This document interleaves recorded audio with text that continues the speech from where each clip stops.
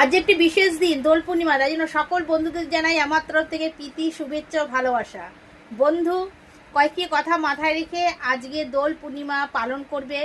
সকালবেলা ঘুম থেকে উঠে প্রথমে স্নান করে তারপরে আগে ভগবানের শ্রীচরণে আবির অর্পণ করবেন। যদি গুরুদীক্ষা নেওয়া থাকে তাহলে অবশ্যই গুরুদেবের শ্রীচরণে আবির অর্পণ করবেন এবং আজকে সারাটা দিন ভগবানের উদ্দেশ্যে কাটানোর চেষ্টা করবেন।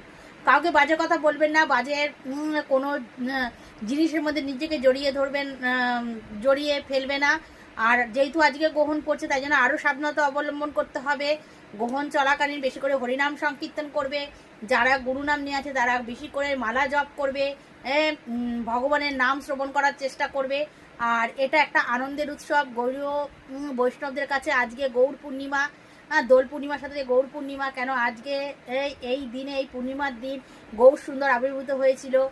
ও আর সেই তিথি কিন্তু আজকে এই দোলের দিন পড়েছে। গৌরসুন্দর যেদিনকে আবির্ভূত হয়েছিল সেদিনকেও এরকম চন্দ্রগ্রহণ ছিল। তাই জন্য যারা গৌরীয় বৈষ্ণব তাদের কাছে একটা আনন্দের দিন। সেই আনন্দে মেতে উঠে গৌরসুন্দর আবির্ভাব তিথির জন্য আনন্দে মেতে উঠে তারা রঙের মাধ্যমে আনন্দ প্রকাশ করে। তাই জন্য রং খেলবেন খুব সাবধানে।